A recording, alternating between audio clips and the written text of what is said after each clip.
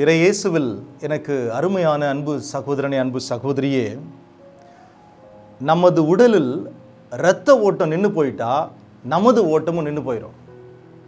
இரத்த ஓட்டம் இல்லாமல் உடலின் எந்த பகுதியும் இயங்க முடியாது. இரத்த ஓட்டம் நின்றுட்டா உடல் இயங்குவது நின்றுவிடும். எனவே எனக்கு அருமையானவர்களே, இரத்தம் என்னென்னலாம் செய்து அப்படின்னு இப்போ பார்ப்போம். மூளைக்கும் மற்ற உறுப்புகளுக்கும் தேவையான ஆக்சிஜன், ஊட்டச்சத்துக்கள் போன்றவற்றை உடல் களங்களுக்கு எடுத்து செல்கிறது. இது ஒரு கேரியர் மாதிரி. எங்கெங்கே தேவை இருக்கோ அதை அங்கங்கெல்லாம் கொண்டு சென்று சப்ளை பண்ணோம். அதே போல் கார்பன் டை ஆக்சைடு, லாக்டிக் அமிலம் போன்ற கழிவுகளை கலங்களிலிருந்து அகற்றி எடுத்து செல்வதில் ஒரு முக்கியமான பங்கு வகிக்கிறது. அடுத்து இந்த பாடி டெம்பரேச்சர் இருக்குல்ல, அதை சீராக வைக்கிறது. உடலில் ஒரு பகுதியில் உருவாக்கப்படும் வெப்பத்தை உடல் முழுவதும் விநியோகித்து உடல் வெப்பநிலையை சீராக வைக்கிறது. அடுத்து வெண்குருதி கலங்கள் நோய் எதிர்ப்பாற்றல் முறைமையின் ஒரு பாகமாக அமைந்து உடலை கவனிங்க கிருமிகளிடமிருந்து பாதுகாக்கிறது. நோய் எதிர்ப்பு சக்தியாக செயல்படுகிறது. ஷார்ட்டாக நம்ம சொல்லணும்னா, இந்த இரத்த ஓட்டம் நின்று போயிட்டா நமது ஓட்டமும் நின்று போயிடும்.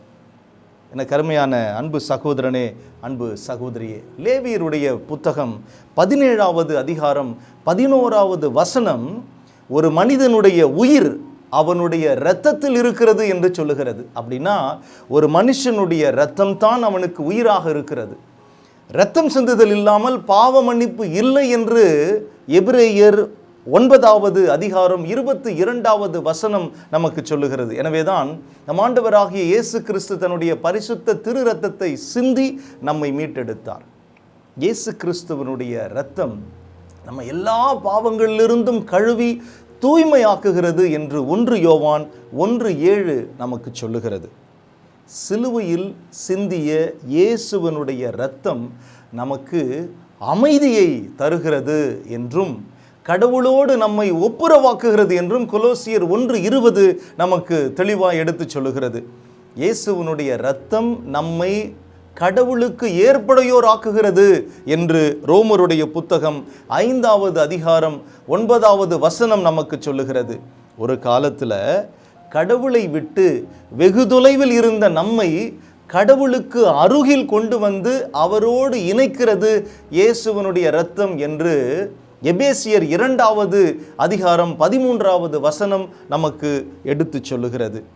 இயேசு கிறிஸ்துவனுடைய மாசு மறுவற்ற திரு இரத்தம் நம்மை மீட்டெடுத்தது என்று 1 பேதுரு 1வது அதிகாரம் 18 மற்றும் 19வது வசனங்களில் நாம் வாசிக்கிறோம். இயேசு கிறிஸ்துவனுடைய இரத்தம் சாத்தானை வென்றது என்று திருவெளிப்பாடுகள் 12வது அதிகாரம் 11வது வசனம் நமக்கு எடுத்து சொல்லுகிறது.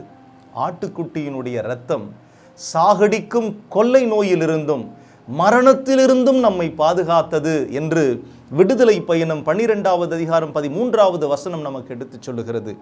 அவர் நம் குற்றங்களுக்காக காயமடைந்தார், நம் தீச்செயல்களுக்காக நொறுக்கப்பட்டார், நமக்கு நிறை வாழ்வை அளிக்க அவர் தண்டிக்கப்பட்டார், அவருடைய காயங்களால் நாம் குணமடைகிறோம் என்று ஏசாயா 53வது அதிகாரம் 5வது வசனம் நமக்கு எடுத்து சொல்லுகிறது. அவருடைய காயங்களால் நாம் குணமடைகிறோம் என்று 1 பேதுரு 2வது அதிகாரம் 24வது வசனம் நமக்கு எடுத்து சொல்லுகிறது. ஆக எனக்கு அருமையான அன்பு சகோதரனே, அன்பு சகோதரியே, இயேசு கிறிஸ்துவனுடைய இரத்தம் நம்மை பாதுகாக்கிறது, குணப்படுத்துகிறது, தூய்மையாக்குகிறது, விடுவிக்கிறது, பாவங்களை மன்னிக்கிறது, சமாதானத்தை தருகிறது, கடவுளுக்கு ஏற்புடையோராக்குகிறது, ஒரு காலத்தில் வெகு தொலைவில் இருந்த நம்மை கடவுளுக்கு அருகில் கொண்டு வந்து சேர்க்கிறது, சாத்தானை தோற்கடித்து நமக்கு வெற்றியை தருகிறது. ஒரு மனுஷனுக்கு எப்படி இரத்தம் உயிராக இருக்கிறதோ அதே போல நம் ஒவ்வொருவருக்கும் இயேசுவனுடைய இரத்தம் தான் உயிராக இருக்கிறது. இந்த இயேசுவின் இரத்தத்திற்குள் நம் வாழ்விற்கு தேவையான எல்லாமே இருக்கிறது என்கிறதை உணர்ந்தவர்களாக அவருடைய இரத்தத்திற்குள்ளாய் நம்மை ஒப்பு கொடுப்போம். அந்த இயேசு கிறிஸ்துவனுடைய இரத்த கோட்டைக்குள்ளாய் நாம் நுழைவோம். எப்போதும் மகிழ்ந்திருக்கும். எங்கள் அன்பின் பரலோக பிதாவே, இந்த மகிமையான நேரத்திற்காக நாங்கள் உமக்கு நன்றி செலுத்துகிறோம். இதோ இந்த நேரத்தில் ஆண்டவரே, எங்கள் ஒவ்வொருவரையும் நீர் ஆசீர்வதிப்பீராக. எங்கள் இயேசுவே, எங்களுக்காக சிலுவையிலே குத்தி திறக்கப்பட்ட இதயத்திலிருந்து வழிந்தோடின மகா பரிசுத்த இரத்தத்தினை சிந்தி விலையாக கொடுத்து எங்கள் ஒவ்வொருவரையும் கூட மீட்டெடுத்தீரே. ஆண்டவரே, உம்முடைய இரத்தத்தை எங்கள் மீது நீர் ஊற்று. இன்றைக்கு நோயோடு இருக்கிற பிள்ளைகளை ஒப்புக் கொடுக்கிறோம். இந்த செய்தியை கேட்டுக்கொண்டிருக்கிற பிள்ளைகளை ஒப்புக் கொடுக்கிறோம். உம்முடைய காயங்களினால், உம்முடைய இரத்தத்தால் நாங்கள் சுகமடைகிறோம் என்று மறைநூல் எங்களுக்கு சொல்லுகிறது. ஆண்டவரே, உம்முடைய இரத்தத்தால், உம்முடைய காயங்களால் என் பிள்ளைகளை நீர் தொட்டு சுகப்படுத்துவீராக.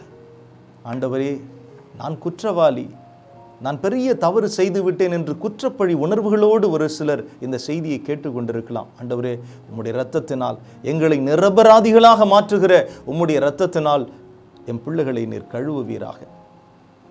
ஆண்டவரே, உம்முடைய இரத்தம் சாத்தானை தோற்கடித்தது. சாத்தானுக்கு அடிமைப்பட்டு கிடக்கிற பில்லி சூன்யங்கள், மாந்திரிகங்கள், செய்வினைகள் என்று ஏதோ ஒரு பிரச்சனை நிமித்தம் அடிமைகளாக இருக்கிற பிள்ளைகளை ஒப்புக் கொடுக்கிறோம். சுவாமி இயேசு கிறிஸ்துவனுடைய இரத்தத்தினால் இந்த கட்டுகளிலிருந்து, இந்த சாத்தானுடைய பிடியிலிருந்து முழுமையான விடுதலை என் பிள்ளைகளுக்கு நீர் கட்டளையிடுவீராக. சுவாமி, எத்தனையோ குடும்பத்தில் சமாதானம் இல்லை. ஆண்டவரே, சமாதானத்தை எங்களுக்கு அருளிய உம்முடைய இரத்தத்தினை அந்த குடும்பத்தின் மீது ஊற்றி உம்முடைய சமாதானத்தை அந்த பிள்ளைகளுக்கு நீர் கட்டளையிடுவீராக. நான் ஆண்டவரை நெருங்கி வரணும், ஆண்டவரை நெருங்கி வந்து அவருடைய அன்பை சுவைக்கணும்னு சொல்லி எவ்வளோ பேர் தாகத்தோடு இருந்தாலும் கூட உம்மை நெருங்க முடியாமல் வெகு தொலைவில் இருக்கிறாங்க. சுவாமி, இன்றைக்கு உம்முடைய இரத்தத்தை ஊற்றி வெகு தொலைவில் இருக்கிற பிள்ளைகளை உம் அருகில் நீர் கொண்டு வந்து சேர்ப்பீராக. பிதாவின் அண்டைக்கு கொண்டு வந்து சேர்த்து ஆண்டவரே, அவர்கள் விரும்புகிறபடியான ஒரு சமாதானத்தினால் அந்த பிள்ளைகளை நீர் நிரப்புவீராக. நான் பாவி, நான் பாவி, நான் பாவி என்று குற்றப்பழி உணர்வுகளோடு இருக்கிற, பாவ உணர்வுகளோடு இருக்கிற பிள்ளைகளை ஒப்புக் கொடுக்கிறோம். சுவாமி, அப்பா, உம்முடைய இரத்தம் எங்களை சகல பாவங்களிலிருந்தும் கழுவுகிறது.